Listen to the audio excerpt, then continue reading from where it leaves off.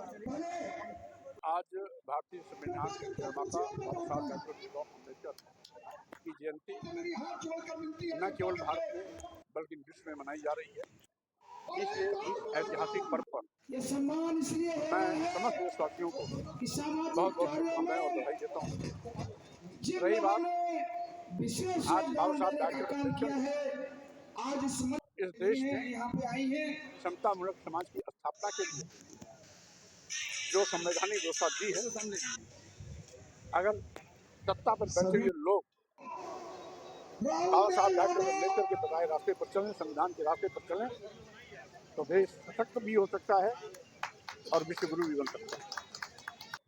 लेकिन संविधान बदलने की मंशा पालने वाले लोग आज मानसिकता का परिचय दे रहे हैं और न संविधान के सम्मान के प्रति चिंता है, न लोकतंत्र के प्रति चिंता है।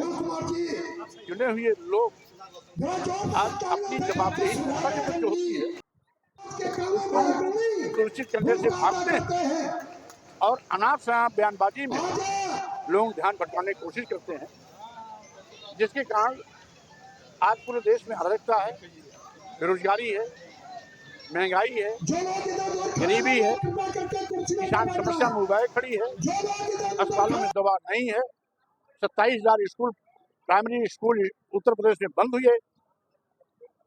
देश के सभी बंदरगाह, एयरपोर्ट, एयर इंडिया, सभी रेलवे स्टेशन, कई दर्जन ट्रेनें और LIC एजेंसी संस्था निजी हाथों में भेज दी गई है। देश कंगाल होता जा रहा है, देश का बंटाधार होता जा रहा है और सत्ता में बैठे हुए लोग धार्मिक उन्माद के माध्यम से अपने गलतियों पर पर्दा डालने की लगातार कोशिश कर रहे हैं, जिसकी मैं घोर निंदा करता हूँ। यहाँ पर प्रदेश में अभी 2-3 दिन से बाबा साहब अम्बेडकर, क्योंकि बाबा साहब डॉक्टर अम्बेडकर तथा सामाजिक परिवर्तन के हमारे सभी अन्य महापुरुष का जिंदगी अपमान के कड़वे घूंट पिए। यहाँ तक कि बाबा साहब डॉक्टर अम्बेडकर को दुनिया का सबसे बड़ा विद्वान होने के बावजूद भी यथार्थवादी ताकतें उनको सम्मान देना कबूल नहीं की। लेकिन बाबा साहब डॉक्टर अम्बेडकर की विद्वता की दांग आज पूरा दुनिया देती है। बाबा साहब डॉक्टर अम्बेडकर पूरे विश्व में पूजे जाते हैं और डॉक्टर साहब अम्बेडकर के आज भी चाहने वाले लोगों की संख्या करोड़ों में है। इसलिए कुछ बददिमाग लोग जो कट्टर धर्मपंथी बनते हैं, ऐसे लोगों की दूषित मानसिकता के फलस्वरूप गाये बेगाये इस तरह के कुकृत्य किए जाते हैं। हम समझते हैं समय रहते सरकार को ऐसे अराजकताओं पर नियंत्रण करना चाहिए, अन्यथा स्थिति विस्फोटक हो सकती है।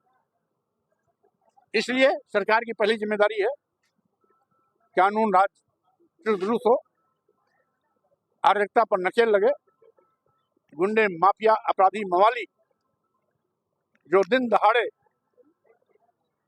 सत्ता के संरक्षण में रहकर मुख्यमंत्री के नाक के नीचे कानून की धज्जियां उड़ा रहे हैं, उनके खिलाफ प्रभावी कानूनी कार्रवाई करनी चाहिए।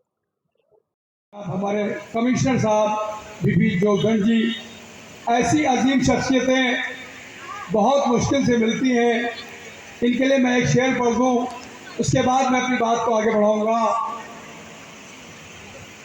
हजारों साल नरगिस अपनी बेनूरी पर रोती है, हजारों साल नरगिस अपनी बेनूरी पे रोती है, तब जाके चमन में पैदा होता है कोई दिनावर ऐसा। ये वो अजीम शख्सियत है जिसने कानपुर के सरजमीन पर इंसाफ को कायम किया, चाहे वो दलित हो, चाहे वो पीड़ित हो या किसी तरह का असहाय हो, अगर वो अपनी बात को लेकर गया है तो ये वो